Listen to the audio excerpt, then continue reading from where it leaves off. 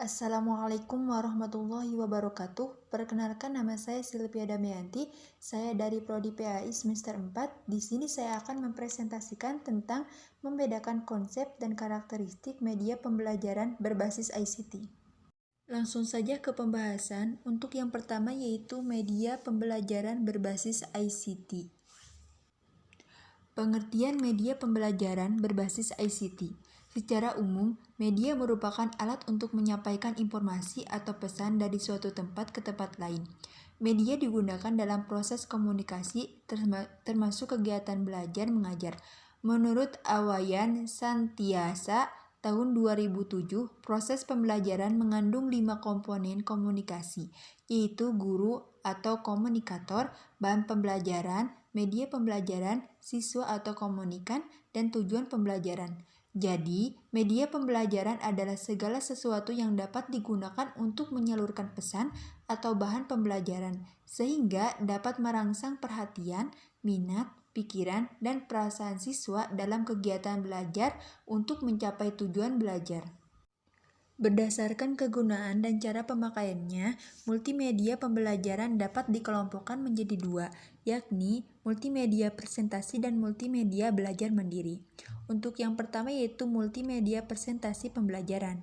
Multimedia pembelajaran yang tidak dapat digunakan untuk belajar secara mandiri oleh mahasiswa, melainkan digunakan oleh dosen atau guru untuk membantu penyampaian materi pembelajaran di kelas. Bentuknya dapat berupa slide PowerPoint yang dilengkapi suara. Yang kedua yaitu multimedia pembelajaran mandiri. Multimedia yang berupa software pembelajaran yang dapat digunakan oleh mahasiswa untuk belajar secara mandiri tanpa bantuan atau kehadiran dosen. Misalnya, melakukan navigasi ke berbagai materi pembelajaran atau aktivitas belajar seperti membaca, menjawab pertanyaan, mengerjakan soal, mencoba dan menjalankan simulasi, bahkan melakukan pemecahan masalah. Dari sistem pembelajaran, media pembelajaran memiliki beberapa fungsi, diantaranya menurut Awayan Santiasa tahun 2007 sebagai berikut. Yang pertama yaitu media pembelajaran dapat melampaui batasan ruang kelas. Banyak objek yang tidak mungkin dilihat secara langsung di dalam kelas oleh para peserta didik. Dengan menggunakan media yang tepat, semua objek dengan sifat-sifat tersebut dapat disajikan kepada peserta didik. Misalnya, video kehidupan satwa liar di hutan Afrika, proses reaktor nuklir, dan lain-lain. Yang kedua yaitu media pembelajaran dapat mengatasi keterbatasan dan perbedaan pengalaman para peserta didik sehingga dapat menghasilkan keseragaman pengamatan. Jika peserta didik tidak mungkin dibawa ke objek langsung yang dipelajari, maka objek tersebut dapat dibawa ke hadapan peserta didik. Objek yang dimaksud dapat berbentuk benda nyata, miniatur, model, maupun rekaman audio visual. Yang ketiga yaitu media pembelajaran yang tepat dapat memberikan ilustrasi konsep dasar yang benar, konkret, dan realistis sehingga media pembelajaran dapat memberikan pengalaman yang integral atau menyeluruh dari yang konkret sampai dengan abstrak. Yang keempat yaitu media pembelajaran yang baik juga dapat merangsang dan membangkitkan motivasi dan minat belajar. Efek audio visual dalam multimedia dapat memberikan rangsangan yang baik terhadap panca indera pembelajar. Demikian permainan atau game komputer biasanya menarik orang sehingga penyajian materi pembelajaran dalam bentuk permainan komputer juga dapat menarik perhatian para siswa. Yang kelima yaitu media pembelajaran interaktif memungkinkan adanya interaksi langsung antara peserta didik dengan sumber belajar dan pelaksanaan belajar sesuai dengan kemampuan, minat, dan waktu masing-masing.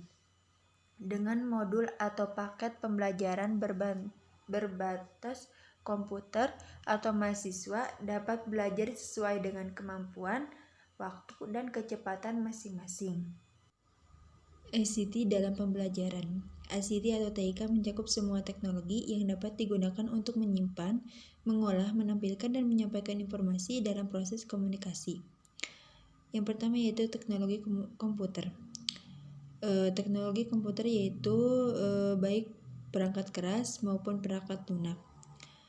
Yang kedua yaitu teknologi multimedia, seperti kamera digital dan kamera video. Yang ketiga yaitu teknologi telekomunikasi, yaitu telepon seluler dan faksimiil. Yang keempat yaitu teknologi jaringan komputer, seperti perangkat keras, yaitu LAN, internet, wifi, dan lain-lain, maupun perangkat lunaknya, yaitu aplikasi jaringan seperti web, email, dan lain-lain. Selanjutnya yaitu strategi pemanfaatan ICT di dalam pembelajaran. Yang pertama yaitu ICT sebagai alat bantu atau media pembelajaran. Perkembangan selanjutnya dipengaruhi oleh teori belajar konstruktivisme. Komputer dimanfaatkan untuk membantu siswa menemukan dan merumuskan pengetahuannya melalui interaksi dan eksplorasi sumber-sumber belajar berbasis ICT. Penggunaan ICT sebagai media pembelajaran dapat berbentuk file. Yang kedua yaitu ICT sebagai sarana atau tempat belajar.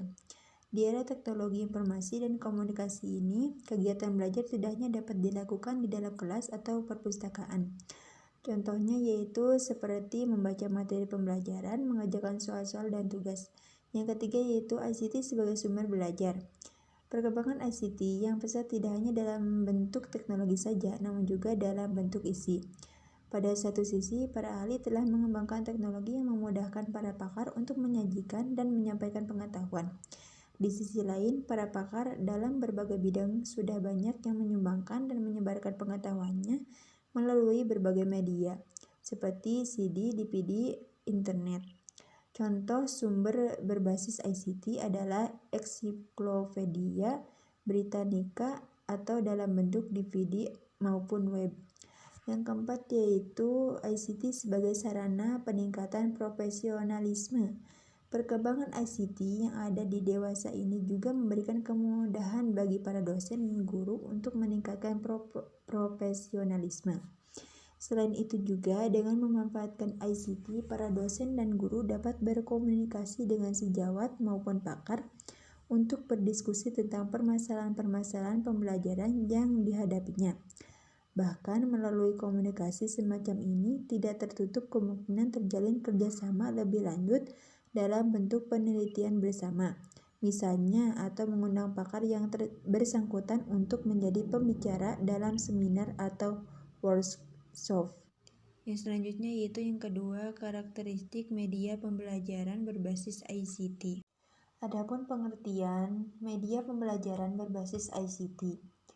Menurut Arsyad tahun 2002 membagi karakteristik media pembelajaran menjadi 4 kelompok berdasarkan teknologi, yaitu media hasil teknologi cetak, media hasil teknologi audiovisual, media hasil teknologi berdasarkan komputer, dan media hasil gabungan teknologi cetak dan komputer. Masing-masing kelompok media tersebut memiliki karakteristik yang khas dan berbeda satu dengan yang lainnya. Jenis-jenis karakteristik media pembelajaran. Yang pertama yaitu karakteristik media visual. Dalam mengembangkan sebuah media pembelajaran, perlu diperhatikan beberapa prinsip agar media tersebut memberikan pengaruh efektif dalam pencapaian tujuan pembelajaran. Meyer tahun 2009 menyebutkan 10 prinsip yang secara rinci tercantum dalam bukunya Multimedia Learning. Selanjutnya, menurut Arsyad tahun 1997 menyatakan simbol pesan visual hendaknya memiliki prinsip kesederhanaan, keterpaduan, dan penekanan. Kesederhanaan secara umum mengacu kepada sejumlah elemen yang terkandung dalam suatu visual. Jumlah elemen yang lebih sedikit memudahkan peserta didik menangkap dan memahami pesan yang disajikan visual itu. Pesan atau informasi yang panjang dan rumit harus dibagi ke dalam beberapa bahan visual yang mudah dipahami. Kata-kata harus memakai huruf yang sederhana dengan gaya huruf yang mudah terbaca dan tidak terlalu beragam dalam satu tampilan atau serangkaian tampilan visual.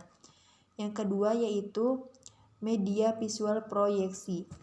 Berkembangnya produk-produk teknologi informasi dan komunikasi dan komputer dewasa ini memungkinkan media visual pembelajaran dapat ditampilkan dengan alat proyeksi atau proyektor. Proyektor berfungsi untuk menampilkan objek-objek atau ilustrasi pada layar proyeksi atau layar monitor dengan ukuran yang lebih besar dari ukuran sebenarnya, sehingga mudah dilihat dan diamati oleh seluruh peserta didik dalam satu kegiatan pembelajaran. Media visual proyeksi dapat dibuat dari kreasi hasil pemotretan menggunakan kamera dan hasil kreasi tanpa kamera, melainkan menggunakan program aplikasi yang tersedia dalam berbagai macam seperti PowerPoint dan lain-lain. Yang ketiga yaitu media audio. Media audio adalah media yang isi pesannya hanya diterima melalui indera pendengaran saja. Media audio berfungsi merekam dan memancarkan suara manusia, binatang, dan lain-lain. Dan untuk tujuan interview, media audio digunakan dalam pengembangan keterampilan mendengarkan untuk pesan-pesan lisan atau informasi yang akan disampaikan dituangkan ke dalam lambang-lambang auditif berupa kata-kata musik dan efek suara. Yang keempat yaitu media audiovisual. Media ini dapat menampilkan unsur gambar atau visual dan suara atau audio secara bersamaan pada saat mengkomunikasikan pesan atau informasi. Media audiovisual terbagi dua macam, yakni yang pertama audiovisual murni, yaitu baik unsur suara maupun unsur gambar berasal dari satu sumber seperti video kaset. Yang kedua yaitu audiovisual tidak murni, yaitu unsur suara dan unsur gambarnya berasal dari sumber yang berbeda. Misalnya film bingkai suara yang unsur gambarnya berasal dari slide proyektor dan unsur suaranya berasal dari tape recorder.